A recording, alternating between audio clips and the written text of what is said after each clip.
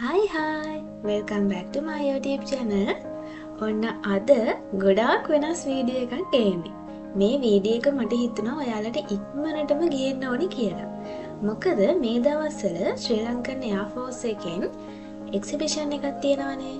මාර්තු 6, 7, 8 කියන දවස් තුනේ හවස 2 ඉඳන් රෑ 10 වෙනකම් මේ එක්සිබිෂන් එක තියෙනවා. ඉතින් මම ගියා මේ එක්සිබිෂන් එකට මාර්තු 7.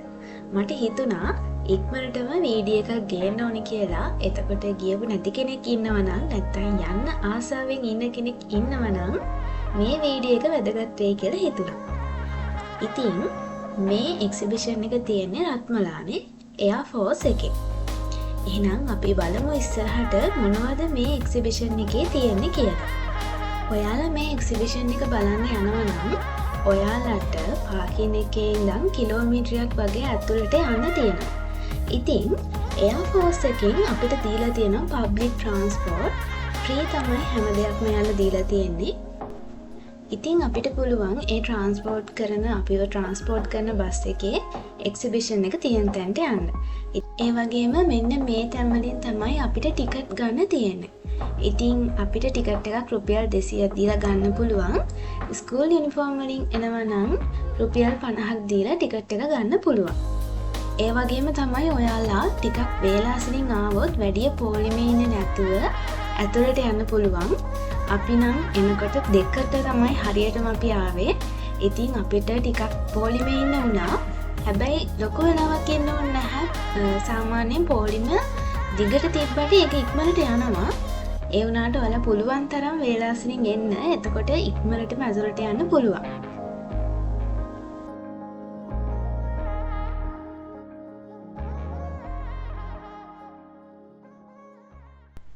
ඉතින් මෙතන ගොඩාක් ප්‍රදර්ශන කුටි තියෙනවා. අපිට ඒවා හවස 2 ඉඳන් තමයි බලන්න පුළුවන්.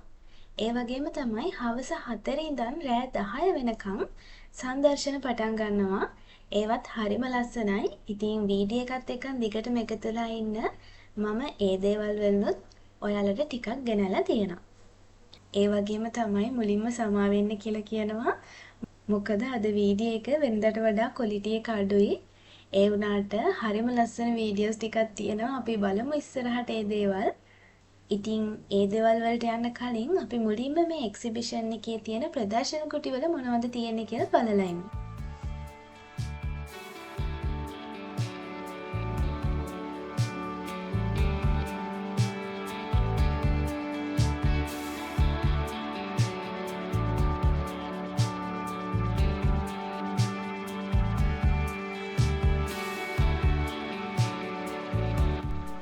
මෙන්න මේ ප්ලේන් එක ඇතුළට අපිට යන්න පුළුවන්. මම හිතන්නේ ඒක ප්ලේන් එකක්.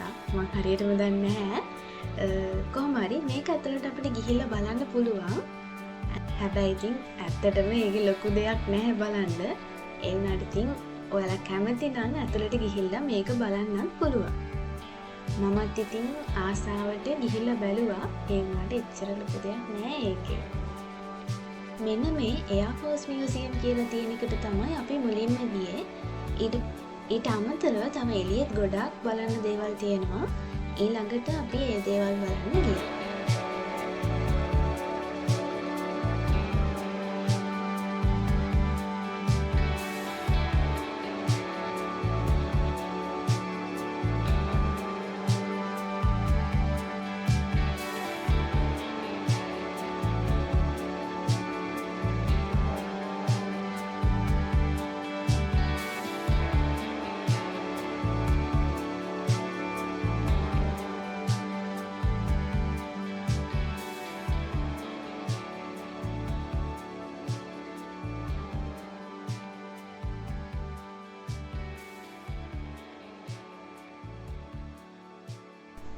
ඉතින් මේ වීඩියෝ එකෙන් මේ දේවල් ගැන මම විස්තර කරන්න නම් යන්නේ නැහැ. මොකද මම මේ දේවල් ගැන විස්තර කරන්න තරම් දෙයක් දන්නේ නැහැ. ඇත්තටම ඔයාලට මේ දේවල් ගැන දැනගන්න ආසාවක් තියෙනවා නම් ඔයාලා මේ දේවල් වලට කැමති නම් ඔයාලට පුළුවන් මේ එක්සිබිෂන් එකට ගිහිල්ලා බලන්න. අන්තිම දවස අද. මොකද මම ගියෙත් 7 වෙනිදා. ඉතින් මට හිතුණා ඉක්මනට වීඩියෝ එක දැම්මොත් ගියපු නැති කෙනෙක් හරි ඉන්නවා නම් එයා ගිහිල්ලා බලයි මේ වීඩියෝ එක දැක්කොත් කියලා. ඒක නිසා තමයි මම ඉක්මනටම වීඩියෝ එක දාන්න හිතුවේ. ඉතින් ඔයාලා ගියොත් ඔයාලට මේ දේවල් ගැන විස්තර දැනගන්න පුළුවන්. එතන ඉන්නවා වෙනම කට්ටියක් අපිට මේ දේවල් ගැන කියලා දෙන්න. අපිට මොන හරි ප්‍රශ්න තියෙනවා නම් ඒ දේවල් එයාලගෙන් අහලා අපිට ගොඩාක් තොරතුරු දැනගන්න පුළුවන්.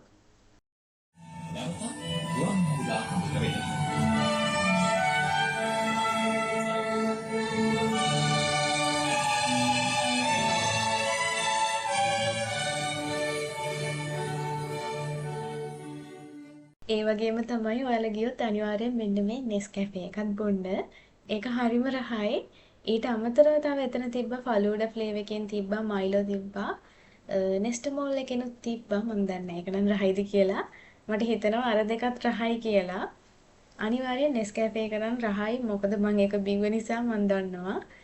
ඉතින් ඊට අමතරව තව එතන ඔයාලට ගොඩාක් ෆුඩ් ට්‍රක්ස් තියෙනවා. ඒ දේවල් වලින් ගන්නත් පුළුවන්.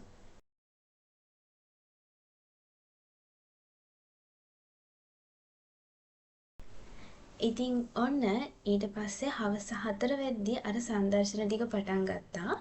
අපි මෙතෙන්ට එනකොට නම් 4:00 විතර වුණා. මොකද අර ප්‍රදර්ශන කොට ටික බලලා ඉවර වෙද්දී ටිකක් පරක් වුණා.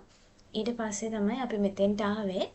ඉතින් මෙතෙන්ට එනකොට නම් ගොඩාක් ලොකු ක්‍රවුඩ් එකක් හිටියා.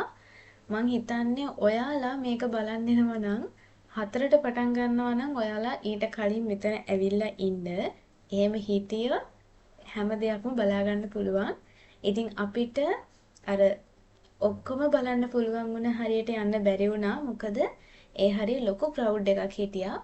ඔයාලා යනවා නම් අනිවාර්යෙන් ස්ටේජ් එක තියෙන හරියේ ඉන්න. එතකොට ගොඩක් දේවල් බලා ගන්න පුළුවන්.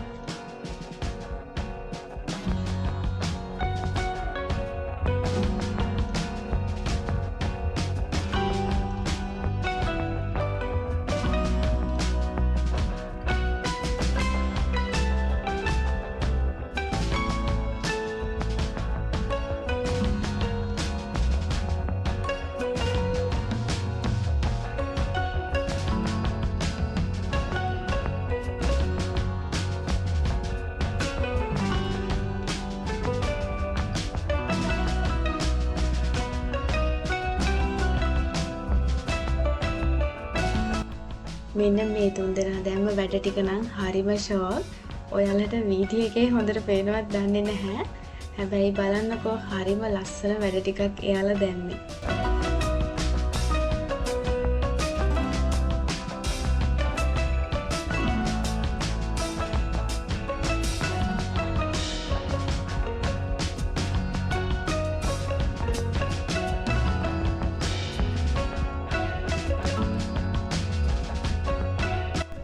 මෙන්න මෙතනදී ඒ තුන්දෙනා එකට ඇවිල්ලා ඊට පස්සේ තුන් පැත්තකට බෙදිලා ගියා.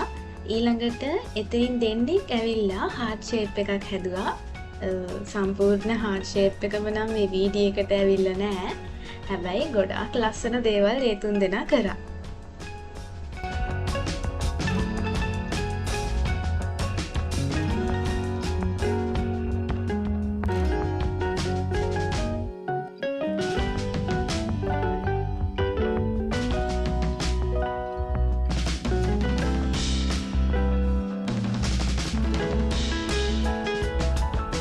ඔයාලට පේනවා ඇති එතන එයාලා හાર્ට් ෂේප් එකක් විදිහට තමයි පටන් ගත්තේ. ඒ වුණාට සම්පූර්ණයෙන් හැදුවට පස්සේ ඒක වීඩියෝ එකට ඇවිල්ලා නැහැ. මොකද මේ වීඩියෝ කරාට ඒක පේන්නේ නැහැ හරියට. ඒ වෙලාවේ ගොඩක් අවුව තිබ්බ නිසා වීඩියෝ කරන්නේ මොකක්ද කියලාවත් හරියට පේන්නේ නැහැ ඒක නිසා.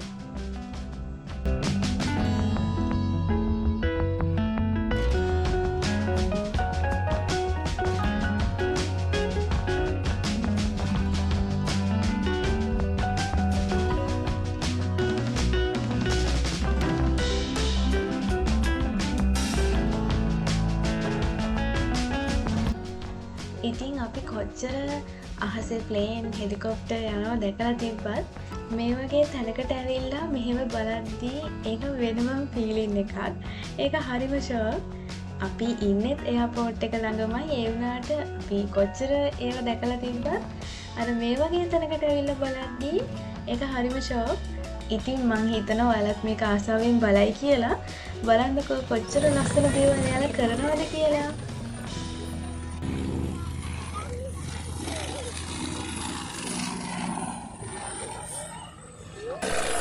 ඉතින් මේ එක්සිබිෂන් එක කරන්නේ Air Force එකේ 75th anniversary එක වෙනුවෙන්. ඉතින් දැන් මේ ප්ලේන් එකකින් අරන් යන්නේ ඒකේ කොඩිය.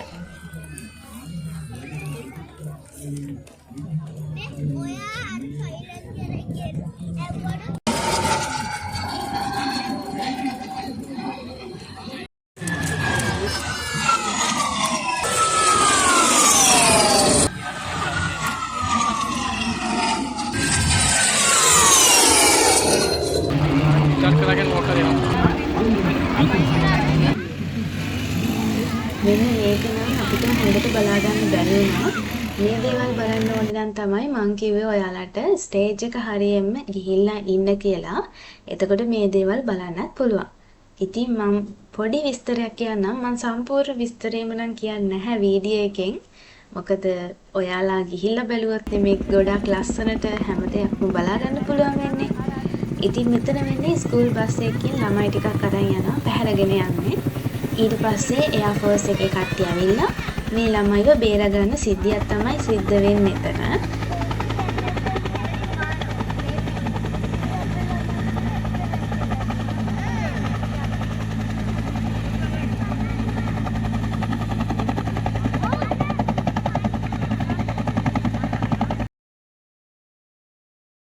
අර ඈතින් පේන ස්කූල් බස් එක ඒකේ තමයි අර හොරු ටික ළමයිවත් දාගෙන ගියේ. ඊට පස්සේ එයා ෆෝස් එකේ කට්ටිය ඇවිල්ලා ඒ බස් එක වටලලා ඒ ළමයි ටික බේරගත්තා. ඊට පස්සේ ඔයාලට පේන්නේ අර ඒ ළමයි වල්ලගත්ත ඒ හොරු කණ්ඩායම එයාලගේ යටතට ගන්න එක.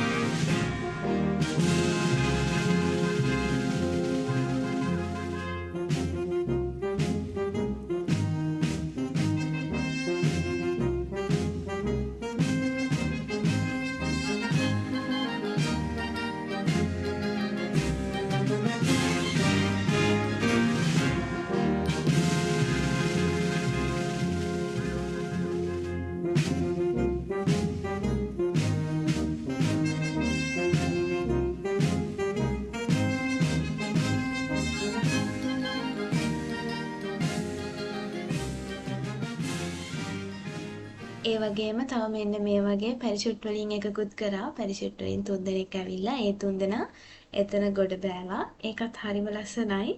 බලන්න ඔයාලත් අනිවාර්යයෙන්ම ගිහිල්ලා.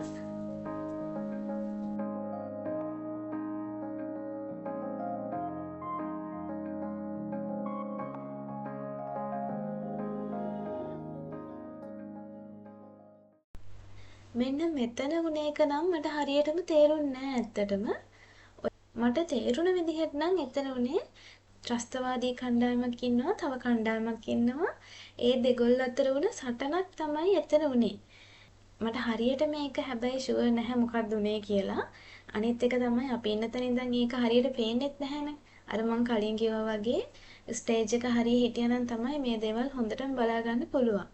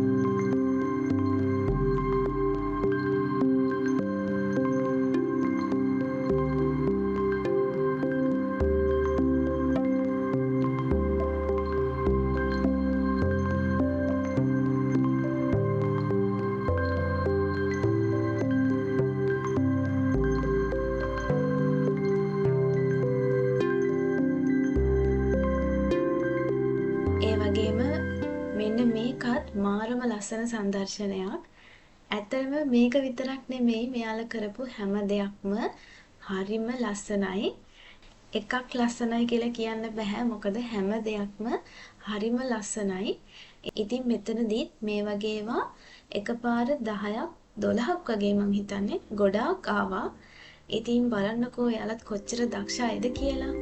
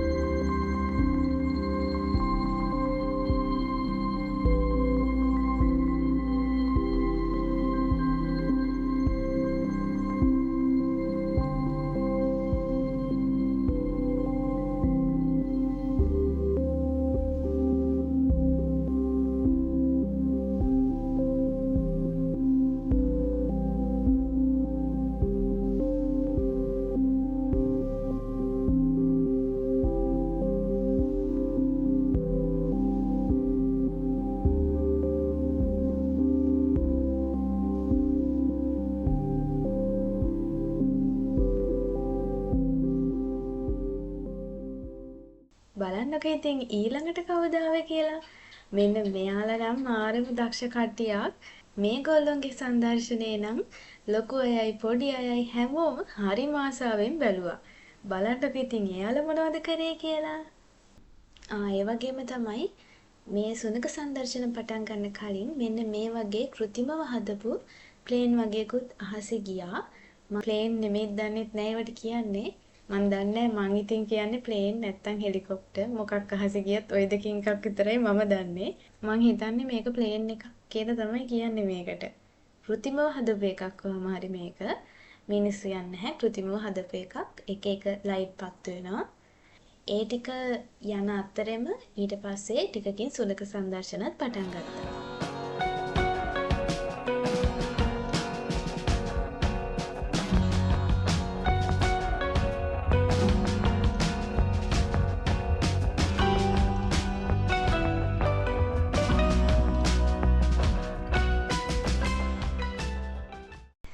ඉතින් මෙන්න මේ සංදර්ශනය කරනවා කියලා කිව්වේ ගුවන් හමුදාවේ K9 කියන ඒකකයෙන්. ඉතින් දැන් එයාලා මුලින්ම සංදර්ශන පටන් ගන්න කලින් එයාලගේ කොඩිය ඔසවනවා. ඉතින් එයාලගේ ලීඩර් තමයි මේ කොඩිය දැන් ඔසවන්න යන්නේ. බලන්නකො කවුද ඒ ලීඩර් කියලා.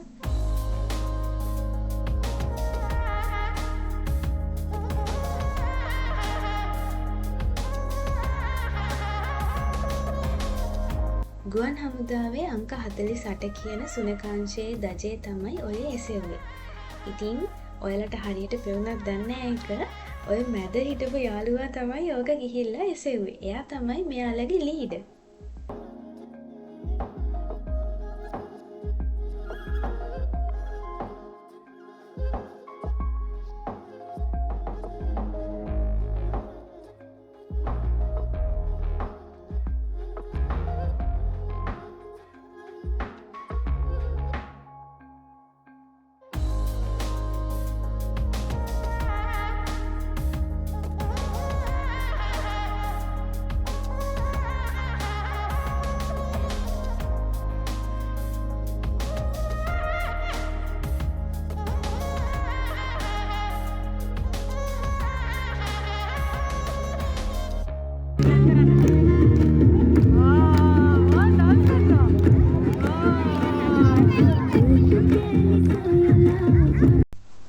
ඉතින් මෙන්න මේ වගේ ඒවා මම නම් ඇත්තටම කලින් දැකලා නැහැ. ඒක නිසා මට නම් අලුත් දෙයක් මේක. ඉතින් එයාලා මුලින්ම සංදර්ශනය පටන් ගන්න කලින් එයාලගේ ගුවන් හමුදාවේ ඉන්න එක්කෙනත් එක්කන් මුලින්ම ඩාන්ස් එකක් දාලා තමයි එයාලගේ වැඩ ටික පෙන්වන්න පටන් ගත්තේ.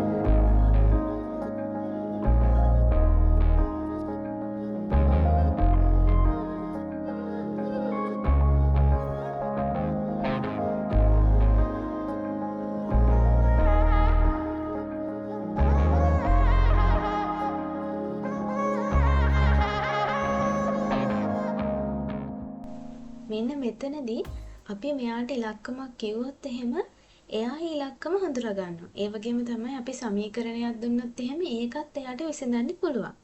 ඒ කියන්නේ සාමාන්‍යයෙන් එකතු කරන්න අඩු කරන්න වගේ සමීකරණයක් දුන්නොත් එයාට ඒක හදන්න පුළුවන්. මම මෙහෙම දෙයක් කවදාවත් කලින් දැකලා තිබෙත් නැහැ. දැනගෙන හිටියෙත් නැහැ. ඉතින් ඇත්තටම ඒක මාරයි මට නම්. මොකද මම කලින් එහෙම දැකලා තිබෙම නැහැ. එහෙම එච්චර සමීකරණයක් විසඳන්න තරම් එයාලට පුළුවන් ඇති කියලා. ඉතින් එතෙන්ට ඇවිල්ලා හිටපු චූටි ළමයෙක් කිව්වා මුලින්ම ඉලක්කමක් 7 කියලා. එයා මේ රවුම වටේම කැරකිලා 7 කියන ඉලක්කම ගාවින් හරියටම ඉඳගත්තා. එයා ඒක තහවුරු කරන්නේ එයාත් එක්කන් ඉන්නේ එයා ෆෝස් එකේ එක්කෙනාට අතට අත දෙනවා. ඒ විදිහට තමයි එයා තහවුරු කරන්නේ එයා හරි ඉලක්කම ගාවින් දැන් ඉඳගෙන ඉන්නවා කියලා. ඒ වගේම තමයි ඊට පස්සේ 5යි 3යි එකතු කරන්න කියලා කිව්වා. එයා මේක වටේම කැරකිලා හරියටම 8 කියන ඉලක්කම ගාවින් ඉඳගත්තා. ඊට පස්සේ 10න් එකක් අඩු කරන්න කිව්වා. එතනදිත් එයා පොඩ්ඩක් වටේ කැරකිලා ටිකක් බලලා ඊට පස්සේ 9 කියන ඉලක්කම ගාවින්ම හරියටම ඉඳගත්තා.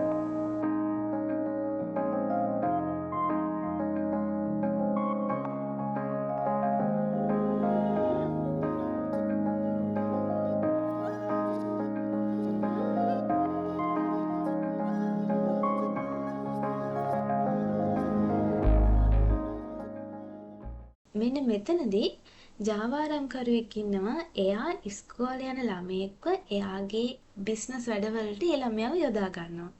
ඉතින් ඒ වගේ අවස්ථාවක කොහොමද ඒ ළමයාව බේරගන්නේ සහ ඒ ජාවාරම්කරුව කොහොමද අත්අඩංගුවට ගන්න කියන එක තමයි මෙතනදී පෙන්වන්නේ. එතනදිත් මේ සුනකයන් ගිහිලා තමයි එයාව අල්ලගන්නේ.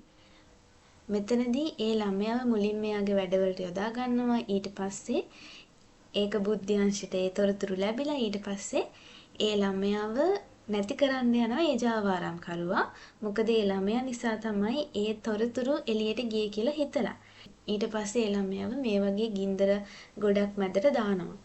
ඒ වගේ අවස්ථාවක මෙතන ඉන්න සුනකයෙක් ගිහිල්ලා ඒ ළමයාවත් පරිස්සමට බේරාගෙන ජාවාරම්කරුවත් අත්අඩංගුවට ගන්නවා. ඉතින් සරලව මේ වගේ සිද්ධියක් තමයි එතන වෙන්නේ.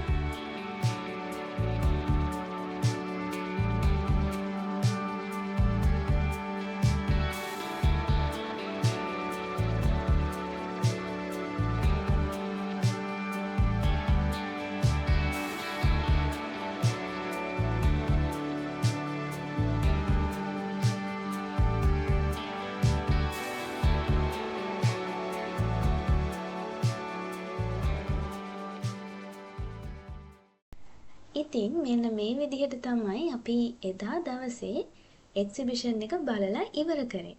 අපි රෑ 7:00 විතර වෙද්දී එතනින් ආවා. 10 වෙනකන් හිටියත් ගොඩාක් රෑ වෙන නිසා. ඉතින් ඊට පස්සේ තව ගොඩාක් ලස්සන දේවල් තියෙන්න ඇති. ඉතින් මං කලින් හිතාගෙන හිටියේ අද දවසේ ඔයාලට අපේ කැම්පස් එකෙන් ගියපු හන්තාන ට්‍රිප් එකේ vlog එකක් දානවා කියලා. හැබැයි මට හිතුණා ඒකට කලින් මේ වීඩියෝ එක දැම්මොත් හොඳයි කියලා. මොකද මේක මාර්තු 8 වෙනිදාකින් මේ එක්සිබිෂන් එක ඉවර වෙනවනේ. ඒක නිසා මම හිතුවා ඒ vlog එකට කලින් මේ vlog එක දාලා ඉන්නවා කියලා. ඉතින් ඊළඟ vlog එකෙන් එහෙනම් අපි බලමු අපේ කැම්පස් එකකින් ගියපු හන්තානේ ට්‍රිප් එක කොයි වගේද කියලා. එහෙනම් ඉතින් ඒ vlog එකෙන් අපි ඊළඟට හම්බෙමු. හැමෝම පරිස්සමින් ඉන්න. බයි බයි.